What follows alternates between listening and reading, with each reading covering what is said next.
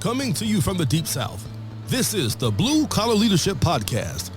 High-impact leadership is not reserved for leaders, and it has nothing to do with your position, title, or rank. However, it does have everything to do with your character. It's time to climb to the next level and beyond, personally and professionally. Now, let's start making it happen with your host, Mac Story. Hello, and thanks for watching today. If you are watching on the Blue Collar Leadership YouTube channel, another episode of the Real People Getting Real Results, and you may be listening on the podcast, so just realize you're gonna miss some key things. We'll try to mention them and say them so you won't miss them when my special guest today shares some information that'll be good for you to know about. Mr. Mike Hough, and I'm excited to introduce Mike. Met Mike back in I think it was 2019, and he's actually been on the podcast before, not on the video series here, but it was, let's see, I made a note. March 27th, 2020 was when I released that episode 170. So if you enjoy Mike's episode here, you can go back and catch the audio version of his podcast back in 2020. So welcome to the Real People Getting Real Results show, Mike. Thanks, Max. Great to see you again, man. Man, it's awesome. And you're looking a bit different. We'll get into that pretty quick, but I just want to I want you to introduce yourself, who you are, what you do. I appreciate it. I know you're a busy man. Many people that you got on your big old team at GAT. So tell us who you are and that sort of thing real quick. Yeah, sure. So my day job today is I'm the CEO of GAT Airline Ground Support. And so we're a ground handling company based in Peachtree City, Georgia, right there where you guys live. And that's how we got a chance to meet. I'll tell that story in a minute. Yeah. But yeah, so we're about 6,400 team members across the U.S. and Canada now. We do ground handling for airlines. We also do catering for airlines. We're the only ground handler in the world that does both of those things. So really cool place to be. That's not true. There might be one other, but they're really small. So we like to make that claim anyway. But this is an organization that I've been a part of since 2017, and I'm going on my 7th year here, and man, it has been an amazing ride when you think about the world and what's changed between 2017 and today. And so yeah, just really happy doing that with the team. Yeah, man, that's awesome. So I remember when we met, you said you were around 5,000. So you're 6,400, man. You guys are growing, and I see you on LinkedIn all the time, adding some new clients and folks that you guys are supporting. So one thing I always ask folks when we get going is if you remember, how did you come to know me? How did we come to know each other?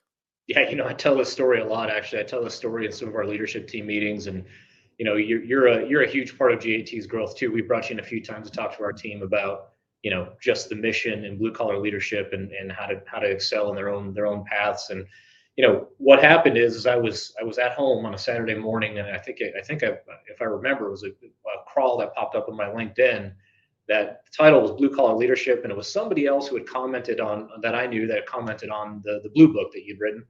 And so I went on to I believe it was Amazon and downloaded that thing and read the first free couple of chapters. I'm like, it's pretty dang good. And it was fast, and it was quick, and it was easy to understand. I thought, interesting. So then I bought the book. I read the rest of the book, and that all happened within 2.5 hour timeline or something.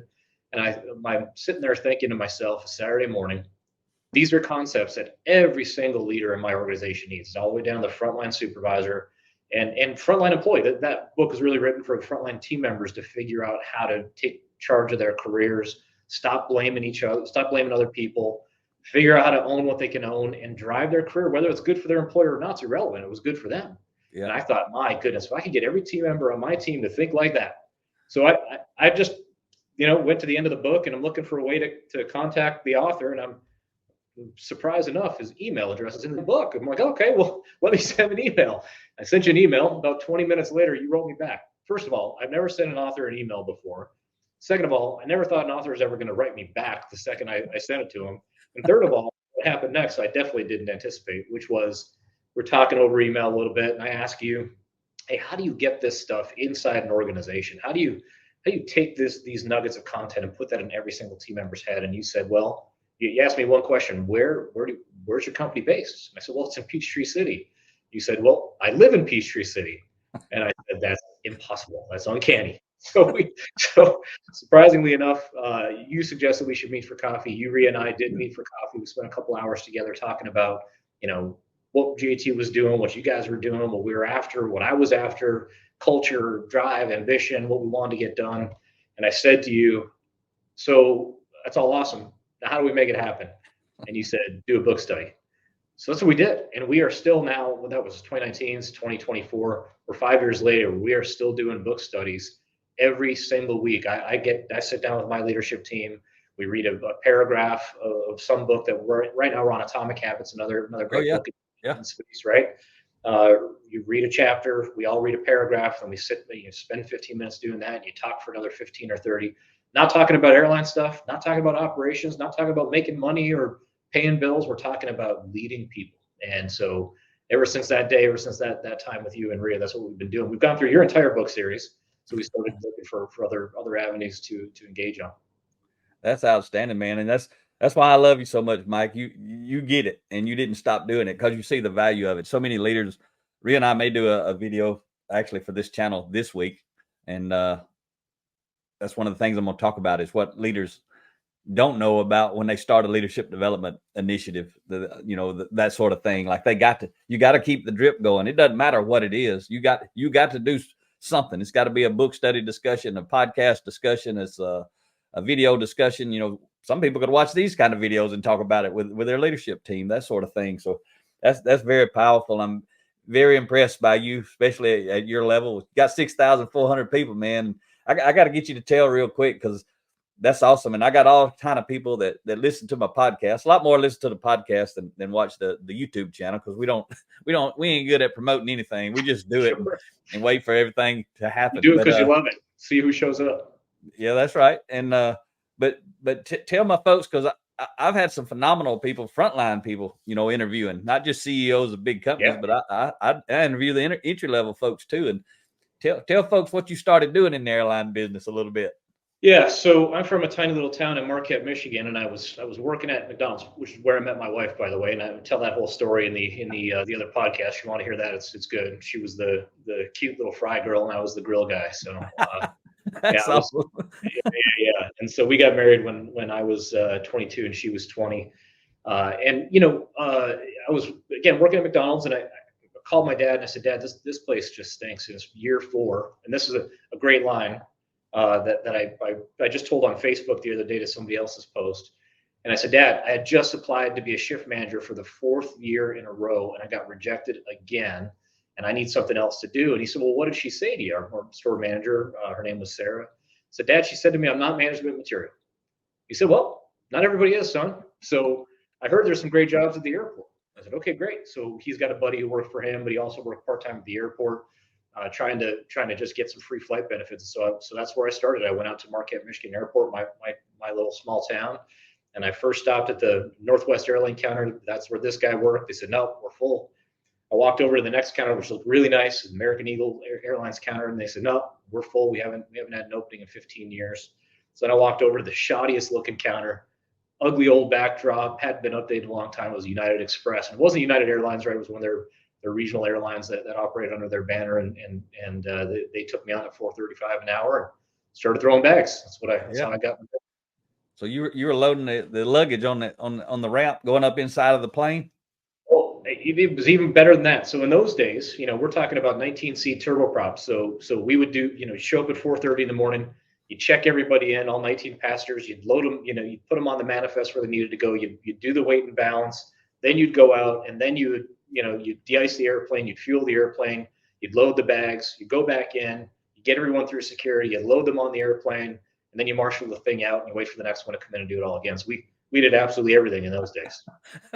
That's awesome. So it's got to be really cool for you to be CEO of a company that does that with thousands and thousands of people and clients and customers. I mean, that's a lot more pressure today than doing what you were just described, right? Oh man, that was probably the most fun job I've ever had in my life. This one's not always as fun every single day, right? There's a lot of pressure. But I'll tell you, the value of having started there is the value in being able to connect with our team members at whatever level, and understanding what they go through every day. I mean, when you think about working at an airport, the vast majority of people today don't even want to go to work anywhere. They don't want to have to go into an office, right? Our team has to go into work 8 to 10 hours a day, but their day doesn't start when they show up at the airplane.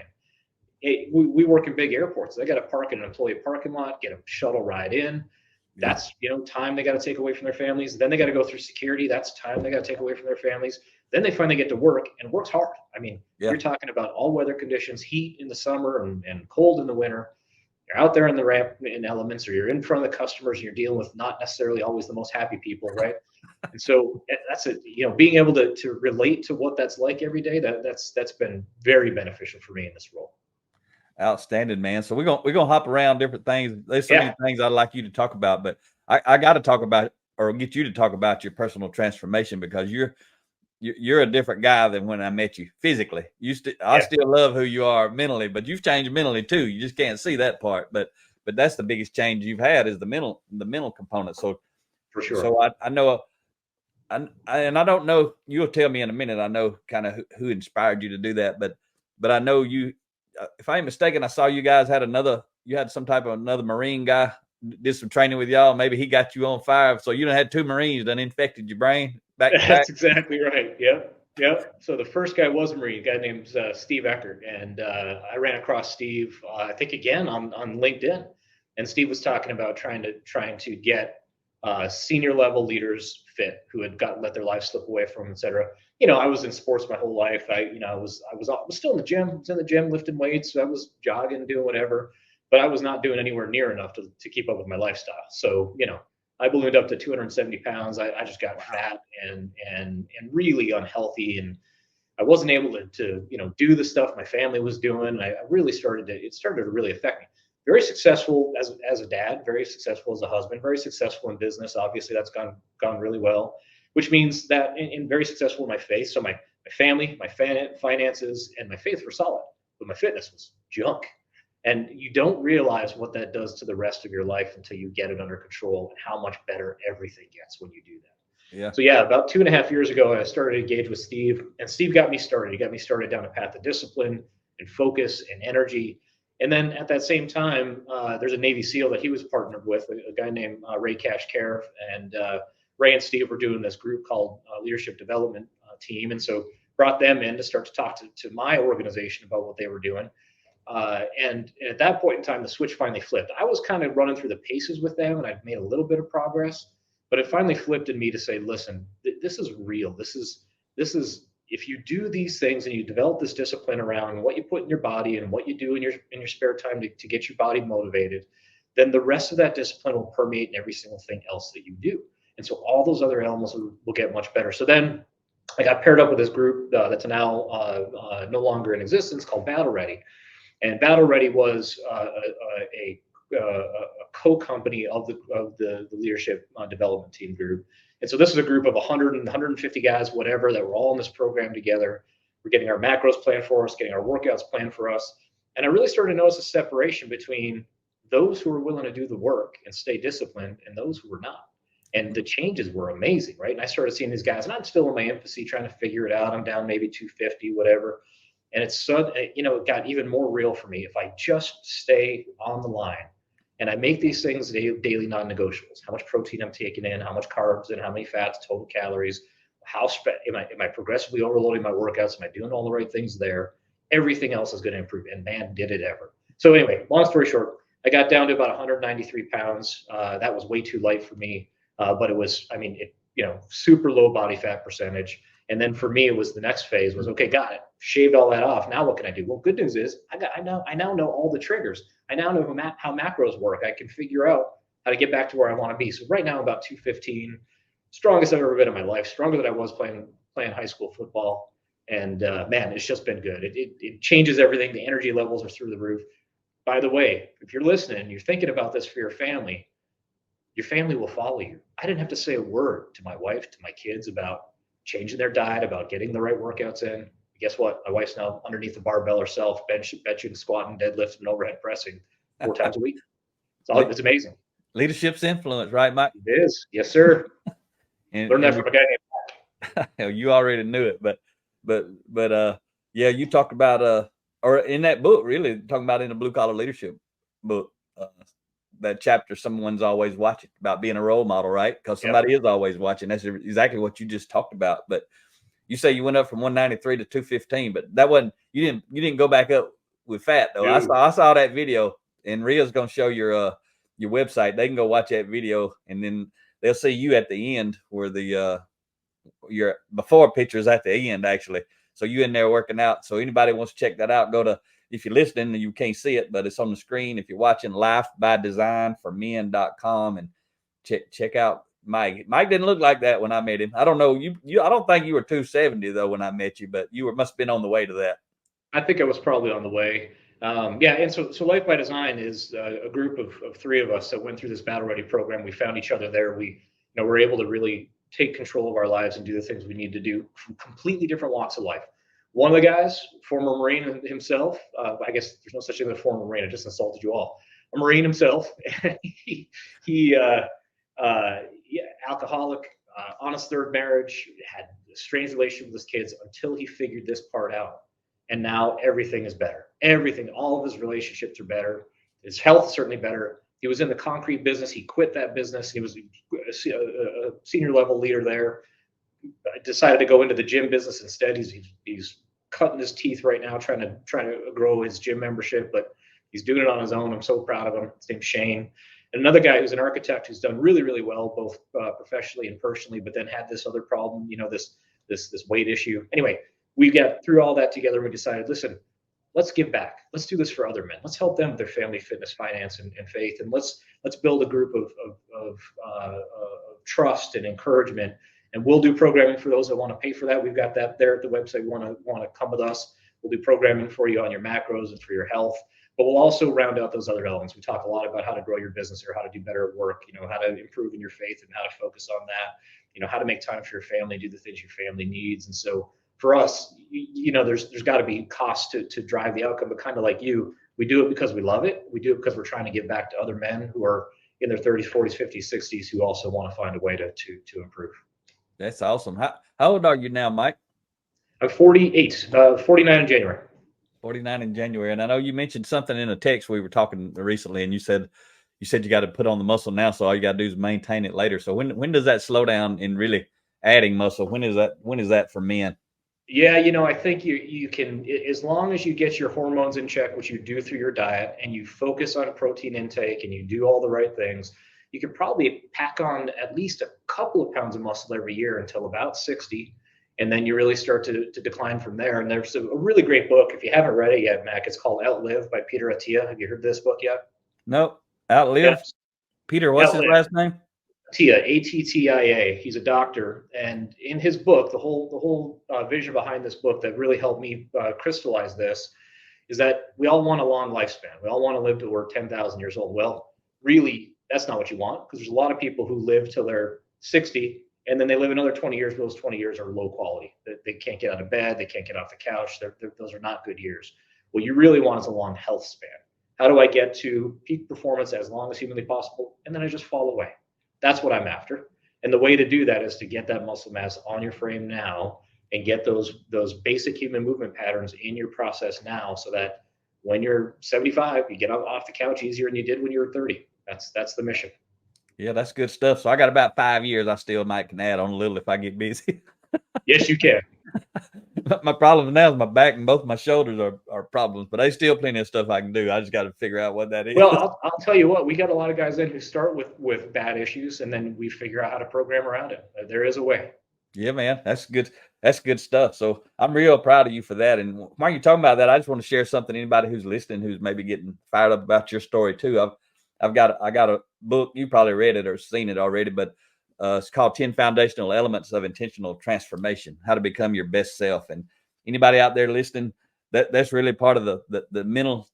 It's a mental roadmap, how I transform myself mentally. So it applies to a lot of things. But you were talking about the book studies, Mike. The first episode in the Real People Getting Real Results series is with a guy named Jason Denham. I've been mentoring him since 2013. He's vice president of a electrical construction company. He started up basically from scratch inside of a larger construction company for the CEO. And he led his team, I think it was last year, he led his team through he does 3 chapters. The first Saturday of each month, he volunteers. And anybody who wants to join from his company or outside his company, he volunteers to lead a hour and a half online book study. And he uses our books. So far, he's been using mostly ours, but he went through that book. And because he was leading his team through that book, and talking about transformation, I think he lost like, might have only been 60 or 70, but that's still a lot. It ain't only, but he's lost like 80 something pounds. I can't remember if he did it that year, but he was just, doing it from month to month. Everybody would see his transformation, and his wife got on board, and she was losing weight. So that's like you say, whenever you get serious, it's pretty powerful. And Mike, just Ria's got it on the screen right there, bluecollarleadership.com/book study training. Just for you or your team, you may not have realized, but we created a 45-minute video of us with a PowerPoint teaching how to facilitate the high impact book study like we learned in Guatemala. We've had the podcast on it for a while, but now we got a video where it's a PowerPoint. So if somebody's actually going through it to learn how to do it, it's a much better teaching aid right there. So since you had that up, I just wanted to mention that. So I appreciate that. So you want to talk some more about your personal journey, or you want to talk more about GAT? Because at some point, I want you to talk about, what kind of jobs you guys have and that kind of stuff for sure. Yeah. Well, let me tell you how. Yeah, let me tell you how my personal journey has bled over into GAT. So 2 weeks ago, there's always now talk around the water code. So I come in and I'll be honest, I'm wearing tighter shirts because I look good in them. So yeah, man, I know that's right. so then people start talking to me. They're asking me questions. What are you doing? How you doing it? It's amazing, man. You look great. How's it all gone? You got, a funny story. I was coming out of customs. Michelle and I went and did this amazing trip in Canada 2 weeks ago. And coming through customs, in Canada, you pre-clear. So the U.S. customs officers are on that side. We're leaving Vancouver. And the customs officer said to me, "Hey, man, you wrestle bears for a living?" I wish I did, but just to get that kind of positive affirmation. But so anyway, at work, that's awesome. You talking to team members all the time, and so a bunch of them got together, unbeknownst to me, and they decided they want to have a health challenge. So my transformation spurred this whole desire by everyone to have their own health transformation, and I'm helping coach, right? So I'm helping. What do you want? What are you trying to achieve? You want to get smaller? You want to get stronger? What do you want to do? And then the team's, 2 weeks in, they're killing it, doing a great job. So, obviously, if you're a leader of people, and that doesn't matter what level, any level that you're in, whether we like it or not, we are judged by how we appear. That's just nature. And so embrace it, man. Use that to your advantage, because if you can have influence just by how you appear, you're already 50% in the door. Now you get to share ideas and thoughts and opinions that can really help people transform.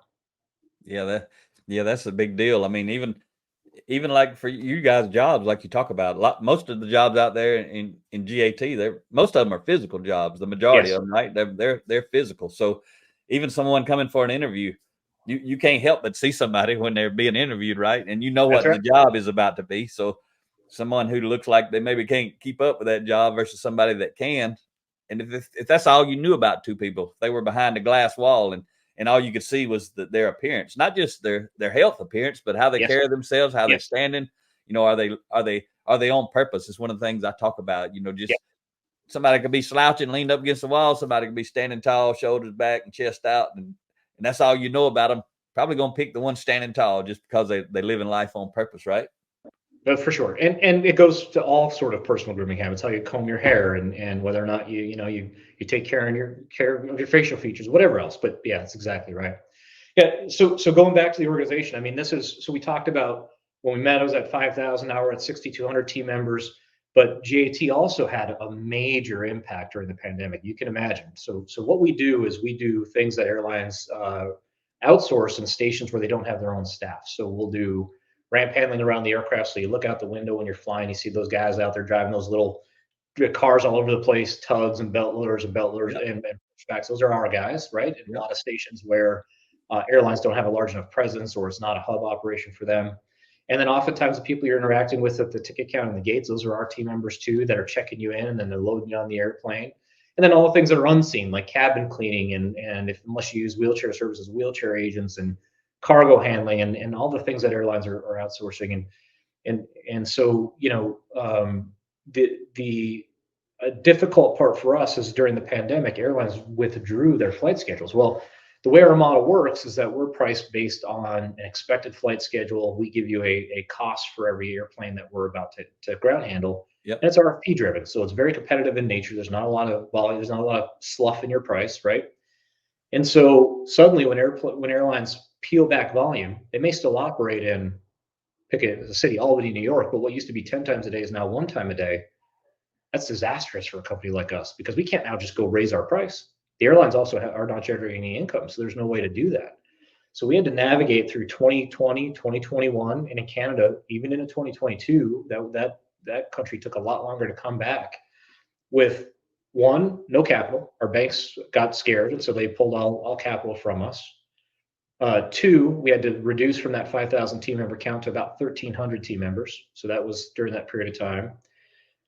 Three, we had an operating environment that we had no idea when it was going to rebound, and how long can we live on this cash flow situation? Four, customers who were paying a lot slower than they ever paid before. So all those pressures. Oh, and five, wage escalation. So I don't know if you remember what happened during that period of time, but wages at fast food restaurants and hotels and everywhere went through the roof. So markets that were paying $14 an hour were suddenly $19.50.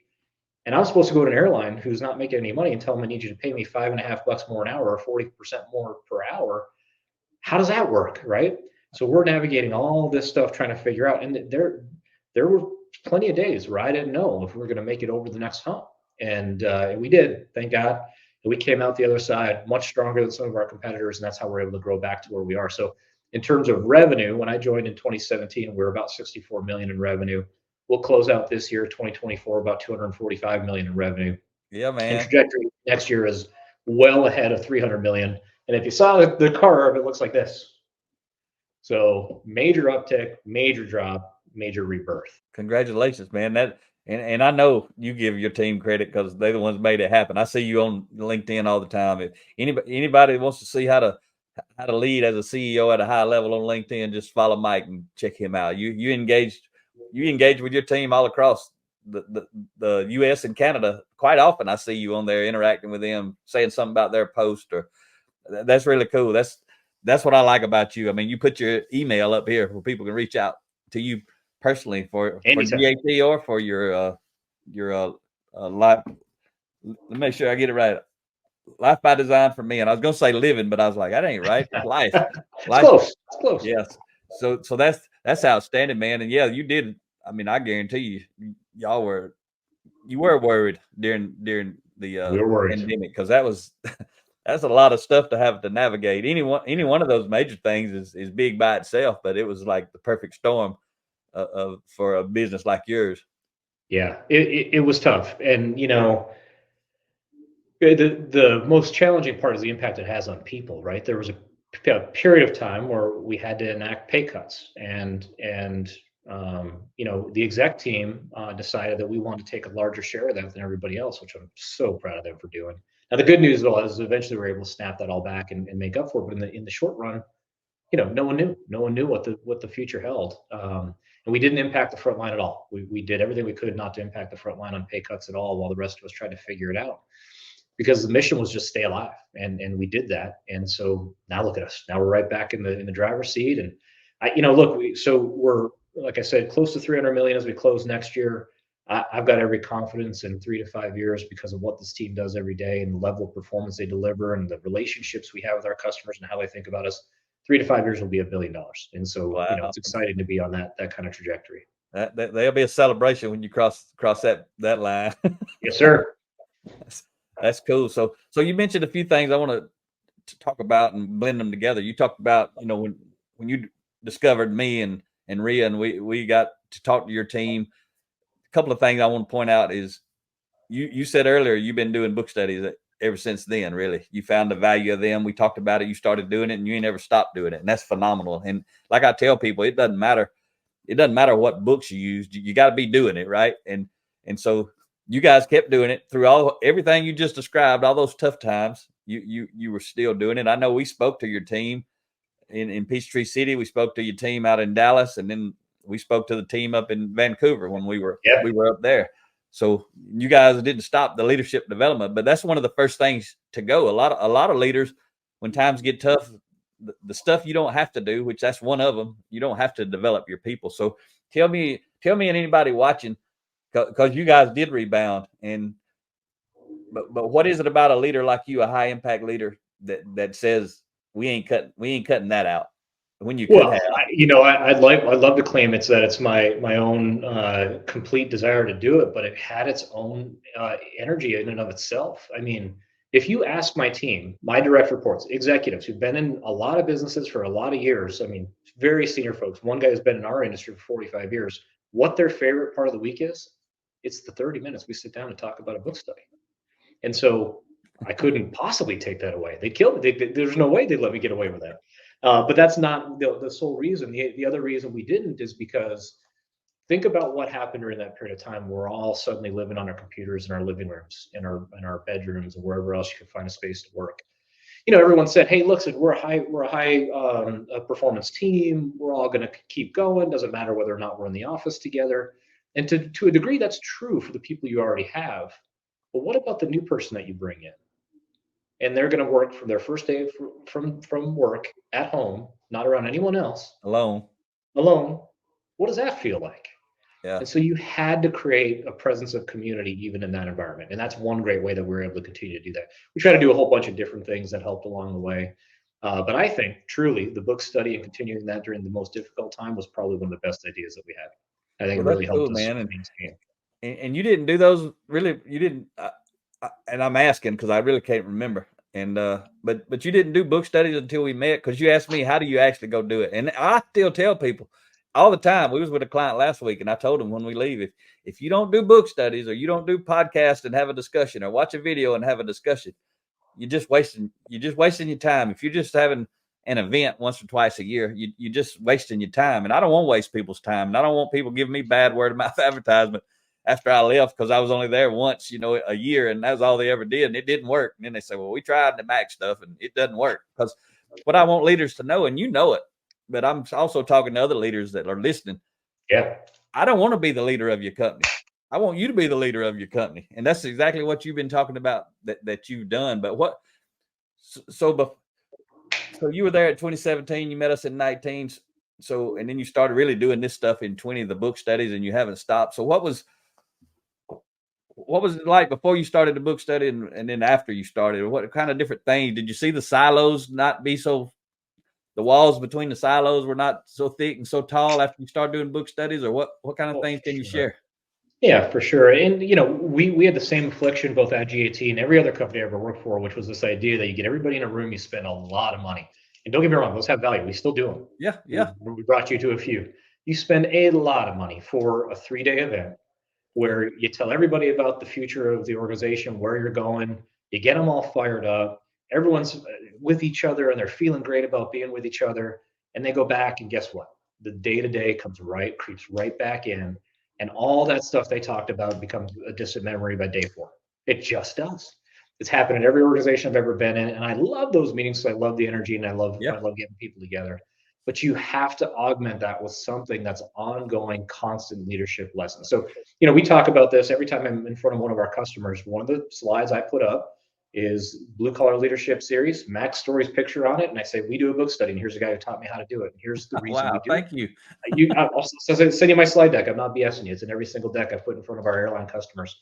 And the reason I talk about it is because I explain to them, if you're not doing this today, you should be. This is how you get your team to think about leadership all the time. You want people to become better leaders over time, but it doesn't happen through osmosis. I certainly did. It didn't happen through osmosis for me.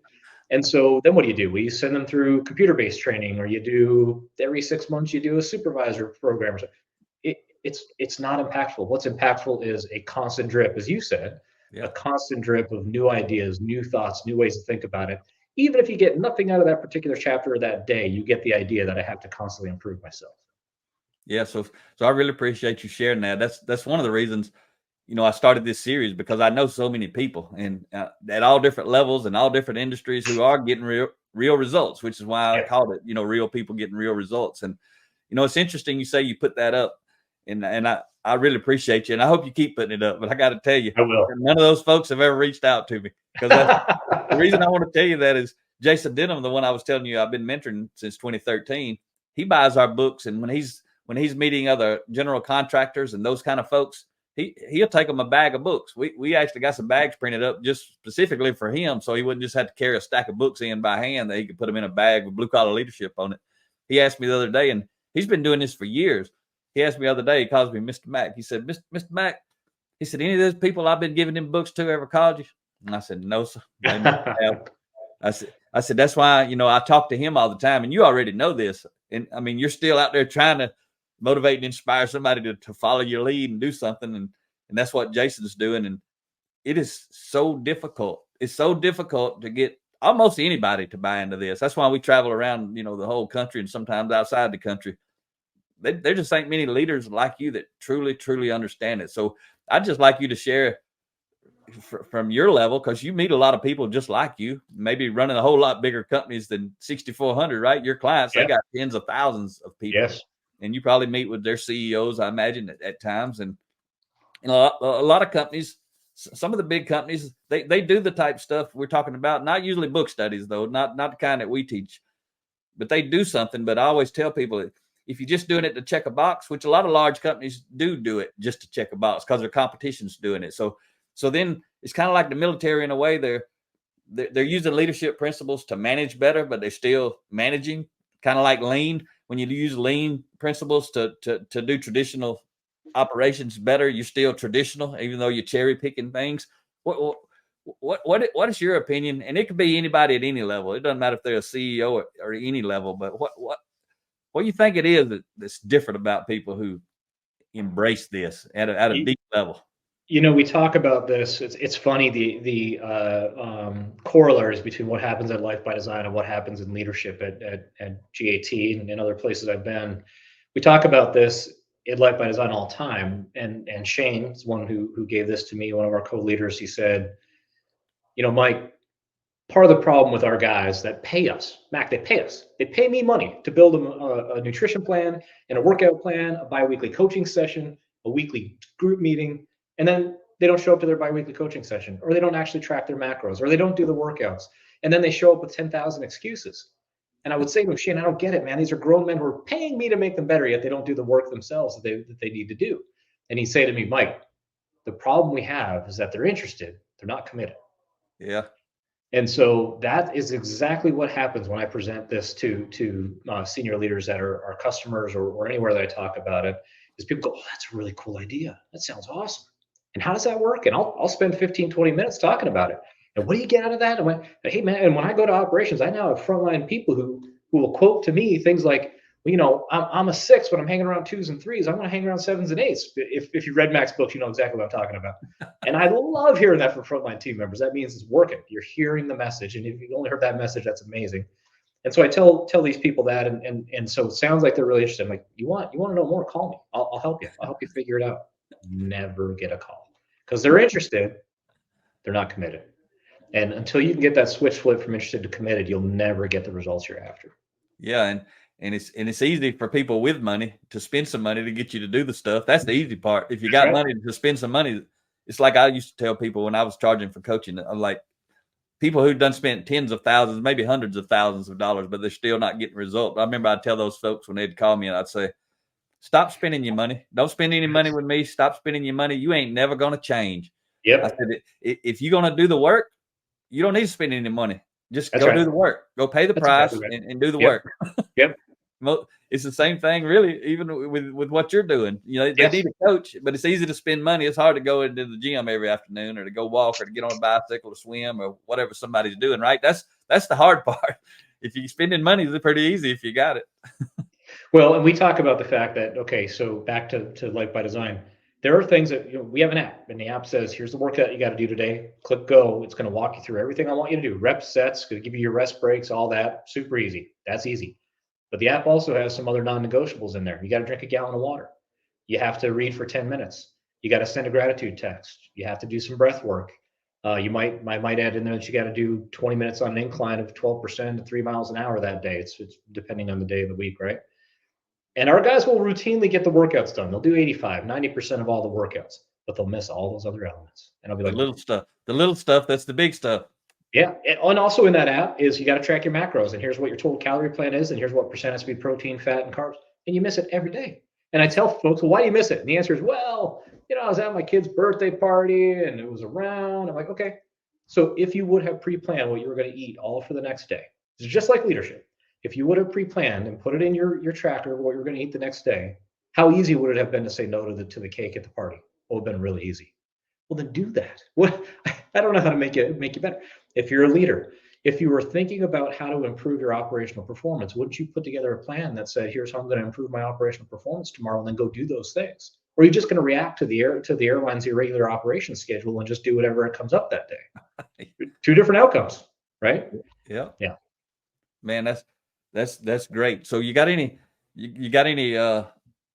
success stories you could share from anybody at any level in your company that's just grown, whether it's health wise, mental wise, or career wise? You got anybody that you want to call out by name potentially with a positive? There's some great leaders inside the organization who've really grown. And you don't have to Emma say their Roberts, name if you don't want to. No, I will. Emma Roberts is our SVP of Safety Training and Quality. We originally hired her as VP of Training. She had never been at a senior level role before, but had run VP of Safety, had run some safety divisions inside of airlines and some other aviation-related companies.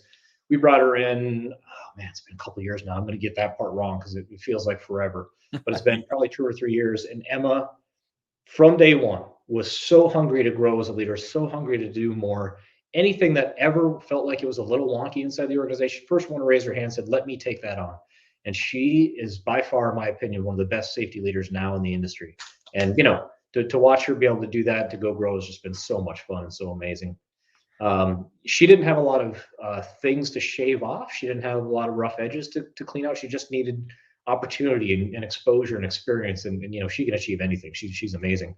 We've got a number of great young leaders that grew up inside the organization, started out on the ramp and then became GMs. We've got a guy right now who runs our Burbank operation, Alex Prince. He came out of tiny little Dickinson, North Dakota, who's a ramp agent there. He said yes to go run Omaha operations, which was a bigger, larger scale op, did a great job there. Then he went to Salt Lake City to run a large scale operation for a major airline there for us, did an amazing job.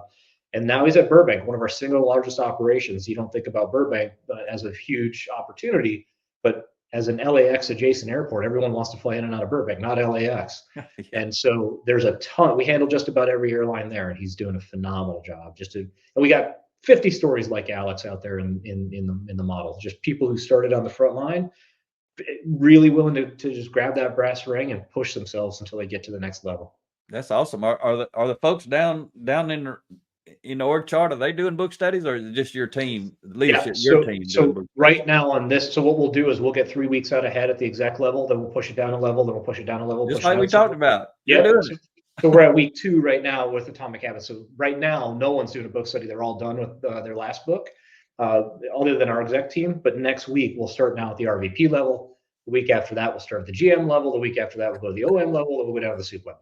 That's you're doing it, man. That's what I tell people. It's so easy if you'll just cascade it down. The same book goes down, and now the leaders are going through it. When the next level of leaders get the book, and now they can have conversations with the leaders up above who went through it, and then they can have confidence. Hey, they're doing it. We're doing it. They know it's going to be passed down to the next level, and they're going to be doing it. So you're a great model of actually doing what I talk about, and that's why you're successful, Mike. Is when you hear the good stuff, you stick it in your pocket. You don't set it back down. When you pick up the good stuff, you take it with you. And that's who you are as a person. All these things you've learned in life, any high impact person, that's what they do. That's what makes them a high impact individual. I always tell people, some people say, what makes you different than everybody else? When I hear something is good, I take it and run with it. And that's just the difference. But have you heard, and everybody who comes on here that's in the US, we send them a complimentary signed book as a gift. And I was going to ask if you knew or heard about or have read Ria's newest book a year or so ago, The Ladder of Influence. Well, I saw it posted. I hadn't had a chance to read it yet. I'd love to get a chance to read that. Yeah, so we'll get you a mailing address, or we'll take it up here to the headquarters. It ain't but a few miles. We'll drop it by. Because I remember when you read the Frontlines book, you said you gave it to your daughter. And this book from Ria, The Ladder of Influence, when I read it, and I say it everywhere we go. Any person before they graduate high school, they ought to have to read that book. It ought to be required reading for high school students, The Ladder of Influence, because it takes you through. You start out with control of self, and then it's character development, it's a second step, and then competency development, and then commitment to developing others is the fourth step, and then contribution of service over time is the fifth step. So it's really, and it's got a lot of stuff. How do you apply it at home? How do you apply it at work? She's got a little checklist. So you'll like that one. But might be one you want to get for your daughter once you see it. Well, that sounds awesome. That's something I forgot to tell you is we are now officially empty nesters. All three of our kids are in college, so we're. No wonder you getting swole up and buffed up. You got something to do. I got time again. So so my oldest daughter's at grad school at University of Louisville. She's working on a master's degree in social work, and she's got a great internship that's going really well. She's got a year left. My son's at UK. He's working on a degree in economics, and he's in his third year. And my youngest just got dropped off at Bellarmine, and she's on the dance team there. And so they're all close, but they're all far enough to stay away if they want to. And that's awesome. And for people didn't pick up on it, or we hadn't even mentioned it, your headquarters is in Peachtree City, Georgia, but you actually live in Louisville, Kentucky. Yeah, that's right. And I'm in Louisville today, which is unusual for a Tuesday. Usually I'll fly in on Monday morning and back out on Thursday afternoon. But we've got a customer event tomorrow in New York, and the next 2 days in New York. So it didn't make sense for me to parse the week. So I just stayed home and got some stuff done here. Because when you do that, like I do, the honeydew list doesn't ever shrink. I'll tell you that much. So when you get a day at home to make stuff happen, it's always good to do it. That's great. So I know you got to be going pretty soon, probably. But from a CEO level of a 6,000 plus company, for people at any level, what are character traits that stand out to you in your company or just in general when you're meeting people? But really, to get the CEO from loading luggage on a ramp, you've climbed up the org chart. So you've been hiring and promoting people a long time. But today, 2024, what's the top 3 character traits you look for that if you ain't got this obvious character trait, you probably ain't gonna make it on my team? What are those? Well, some other books that I'll use is a couple book titles that I think are really great referential for this purpose. First is Grit by Angela Duckworth. If you've read Grit, I'm sure you have Grit. Yep. Yeah. It is the defining characteristic that's not easily defined, which is what is it that makes a great athlete, a great CEO, a great orchestra performer, a great anything. It's this idea. What's the difference between them and everybody else? It's this idea that you just are going to accomplish it, that you're going to do the work, doesn't matter what gets in your way, and you're going to accomplish it. So when you can get that sense of grit in somebody like young Alex Prince or Emma Roberts, that is a defining character trait. So if you haven't read that book, I think it's powerful, super powerful. More important than intelligence, more important than physical ability, grit. And then the second thing for me is extreme ownership. Okay, now you've got grit. Are you willing to own it? Are you willing to say, I'm accountable, no matter what happens, no matter who did what? Are you going to own it and figure out how to drive a more positive outcome? That I got from my dad. So part of the rest of my story is I'm the youngest of 7 kids, growing up in a tiny little town in Gwinn, Michigan. My dad worked 3 jobs. Both my mom and dad, blue collar workers. My mom went back to work when I was 6 years old on my 6th birthday. Never let her forget it. And I was just youngest of 7 kids. It was all boys except one girl in the middle. And I was telling my wife this story just the other day. We were talking about some stuff as a kid, and we had a garbage shed on the outside of our garage because 7 kids and 2 adults make a lot of garbage in a week. So we lived in Michigan, in the coldest part of Michigan, the Upper Peninsula, where it snowed all winter long. So we're putting trash bags in the garbage shed all week. And imagine this middle of December. Well, you're the 6-year-old kid who doesn't want to take the garbage all the way out to the road, which is probably a little over a quarter mile, because you got to do that in a sled. So it's your turn. It's your week to do the garbage because we all share chores. That's how it worked there. And so instead of the 12 bags that are in the shed, you take 6 because you're cold. Well, guess what happens when May rolls around? And that's happened every week for 12 weeks or 16 weeks. There is a ton of garbage in the bottom of that shed. And so then it would become clean out the shed. And that was for all of us to do because we all let it happen. My dad didn't lift a shovel or a pitchfork 1 inch. That was, you will get it done. You own this problem. You will solve this problem, right? And that's when I read extreme ownership, that resonated with me as one of the great ideas behind that. So grit, extreme ownership, and then last is just integrity. And integrity is an easy word to say, hard word to define, but man, you have to own when you've made a mistake. You have to own when you don't know something. You really have to try to learn what you don't know. You gotta rely on the other thing is as a leader of any type, you don't know 10% of anything. And so you gotta figure that out early. The more you can gain great confidence by admitting you don't know something versus acting like you do and then failing. That L will last with you forever. So get your confidence level up by admitting what you don't know. And by the way, you create this camaraderie from your team when you give them credit and you let them know that they know something more than you do. You create this esprit de corps that's just unparalleled. So those would be the three things I'd say. You want to be a great leader, figure those out. Yeah, that's some good stuff right there. And every one of them you talk about, I can reference them in my own life. My mom used to say, she used to tell me I was so smart, and I knew that wasn't the truth, but she said it anyway. You know, moms love you; they're gonna try to hype you up anyway. She's like, "That's why you make all this stuff happen." I said, "No, I make it happen because I won't stop. I'm gonna make it happen." I mean, that's kind of like something I've said my whole life. Make it happen. It's a little slogan when I was president of the mountain bike chapter that Rhea and I started and founded up down in Auburn, and that was our motto: we make things happen, and we did. And so that's the grit piece, right? Yeah. I'm gonna make it happen no matter what, and that's a big deal. Have you read Dr. Henry Cloud's book Integrity? Since you mentioned that, I don't think I have. Read that. Get my pen out again. I don't think I have. Yeah, Integrity. Since you mentioned that might be one you like to read. Okay. Talks about who you are leaves a wake, kind of like a boat. And but the two quotes that I remember I talk about in reference, you've heard me say them when probably in a room with you, is character is the ability to meet the demands of reality. That's the way he defines character, and then he defines integrity as the courage to meet the demands of reality. And those two different things. You got to have the character, but then I got to do it. Yeah. And that takes courage a lot of times. Like even when you go in and you're trying to get leaders to lead, just to get a leader to lead, even to do a book study, that takes courage. A lot of times people don't have the courage to lead because now, even though they're the leader, they're going to be ridiculed by other leaders or people on their team that ain't bought in. And even you, when you started, I think I remember you sharing that story before. You had to have courage as a CEO, even though you're the CEO, you had to have courage to start the book study with all these executive folks who report to you saying, we back in third grade.